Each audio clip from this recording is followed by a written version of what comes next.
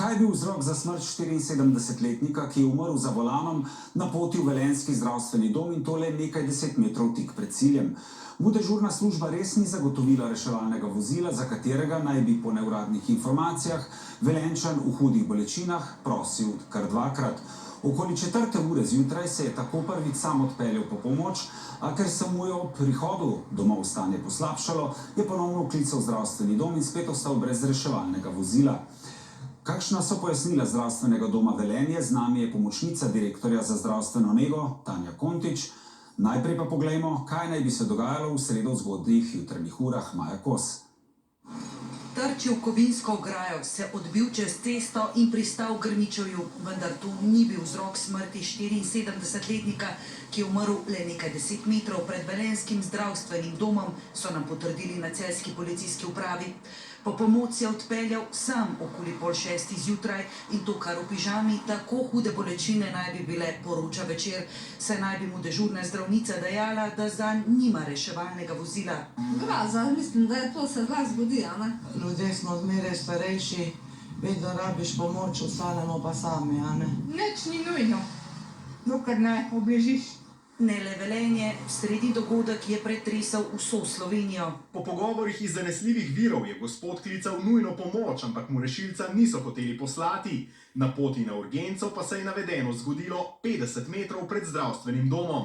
Nam je zapisal naš gledalec. Po poročanju Večera naj bi 74-letnik zaradi neznosnih bolečin prvič klical dežurno službo že okoli 4 zjutraj. Povedal, da ima aneurizmo, vendar da reševalnega vozila ni bilo zanj na voljo. V zdravstveni dom se je pripeljal sam, dobil naj bi injekcijo Voltarena in bil poslan domov, kjer naj bi nato začel močno bruhati. Vrnile so se tudi bolečine.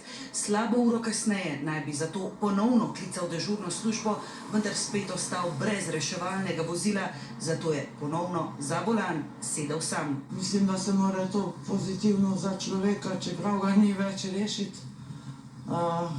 Ker se pravim, v teh časih se to ne bi smelo zgoditi, a ne? Na pomoč naj bi mu prvi pritekel ravno reševalec na poti v službo. Oživljanje ni bilo uspešno. Gospa Kontič, kaj se je v sredo dogajalo v zdravstvenem domu, ali res kar dvakrat ni bilo rešilca za 74-letnega pacienta? In dober večer. Dobro večer. Komentar bi podali takrat, ko bomo imeli zaključke strokovnega notranjega presoje, ki jo bomo izvedli že jutri. Tako da ne bi komentirala ravno tega, ali je bilo ali ne. Bi pa rada povedala, da vsekakor sočustvujemo z svojci pokojnega gospoda in jim izrekamo globoko sožalje. Tragedija, ki se je zgodila skoraj pred vrati zdravstvenega doma, je vse zaposlene globoko pretresla.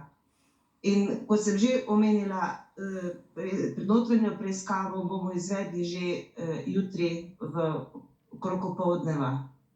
Če bi bilo treba poslati reševalno vozilo, je bilo to na voljo, ker v okviru nujne medicinske pomoči bi moralo biti na razpolago vsako noč od 19. ure zvečer do 7. ure zjutraj? To drži.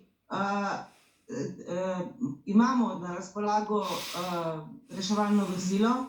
Mislim, sigurno ga imamo, ampak težava je v tem, da stanje gospoda ni bilo opisano tako, kakor ga vi opisujete v vaših izjavah.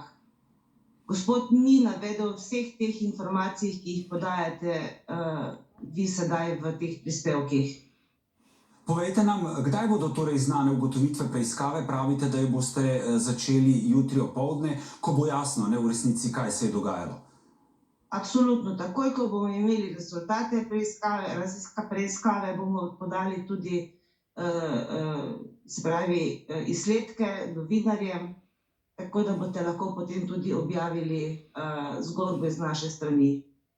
Najlepša hvala za tale pojasnila. Tudi vam, lahko noč. Visoki obrati v koaliciji in vladi, ki jih je